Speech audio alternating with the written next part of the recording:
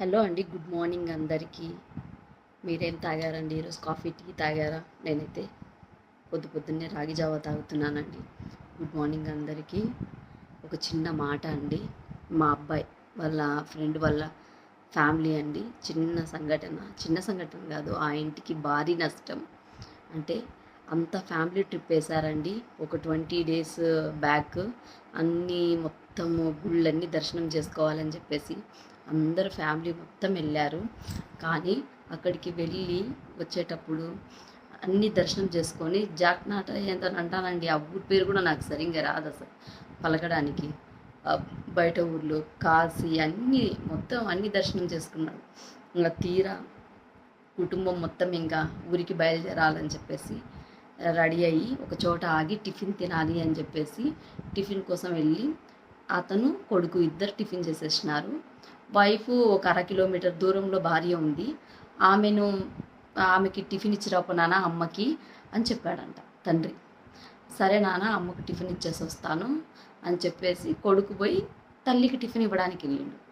కనిపిస్తుంది భార్య ఎదురుగా కనిపిస్తుంది, కొడుకు కనిపిస్తున్నారు. ఆ రోడ్డు డివైజర్లు ఉంటాయంట కదండి, అక్కడ అతను తినేసి ఆ డివైజర్ దాటుతూ ఉండగా ఆయనకి హార్ట్ స్ట్రోక్ వచ్చి చనిపోయినాడండి. 3 days తర్వాత ఈరోజు నైట్ శవం వచ్చింది. 3 రోజులు పట్టిందండి ఆ ఊరు నుంచి శవం ఈ ఊరికి రావడానికి.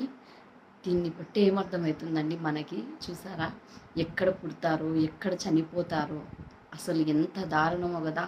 ఆ కుటుంబానికి పెద్ద దిక్కు కోల్పోయినారండి.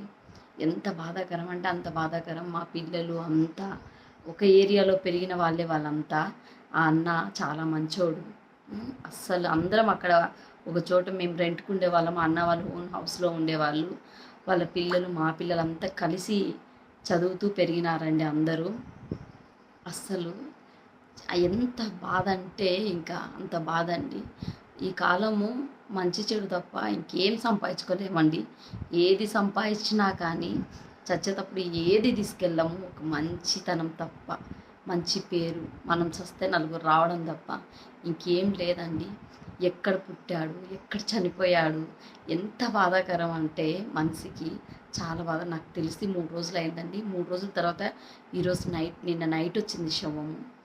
మా బాబు నైట్ నుంచి అక్కడే ఉన్నాడు. ఇప్పుడే ఫోన్ చేసినాడు, రామ్మ చూసేసొద్దు అని. మనం పక్కన వాళ్ళ వీడియోస్ తీసి పెట్టకూడదు కదండి, వాళ్ళ పర్మిషన్ లేనిది వాళ్ళ శవాలను అవి. కేవలం నా బాధను వ్యక్తపరచడానికి మాత్రమే చెప్తున్నాను. అవతల వాళ్ళ శవం తీసి వీడియో తీసి పెట్టాలనే ఉద్దేశం ఏం లేదు నాకు. ఎందుకంటే అవతల వాళ్ళు ఫీల్ అవుతారు. అంటే మనకు ఎంత సంపాదించినా మరణం అయితే తప్పదు. కానీ మంచి చెడుల కోసం అయితే పాకులాడాలండి. మంచి కోసమే పాకులాడాలి. ఈ చెడు ఎన్ని రోజులు ఉండదు, మంచే ఉంటుంది. ఒక మనిషి చనిపోయినా ఆ మంచిని అయితే మనము గుర్తు చేసుకుంటూ ఉంటాము. చూడండి, ఈరోజు ఆయన చనిపోయినందుకు ఎంత బాధపడుతున్నాము. అలానే మంచి కోసం ఎవరైనా సరే ముందుండండి, చెడుకు చాలా దూరంగా ఉండండి. ఎక్కడ పుడతామో ఎక్కడ పోతామో తెలియదు. డబ్బు అవసరమే మనిషికి, కాదనట్లేదు. కానీ మనిషి ముందు వాళ్ళ మంచితనం అయితే ఇంకా చాలా అవసరం అండి. ఇప్పుడు ఏదో అంటారు, ఎన్ని పాపాలు చేసినోడు వాడు ఆడికి పోడు, వాడు బతికే ఉంటాడు. ఏది చేయకుండా ఉంటారు చూడ, పుణ్యం పొడగట్టుకొని ఉంటారు చూసినా, వాళ్ళు తొందరగా చనిపోతారు. దీన్ని బట్టి అదే అర్థమవుతుందండి నాకు. తప్పులుంటే క్షమించండి. నేను నా బాధను మీకు చెప్పాలనుకున్నాను, చెప్తున్నాను.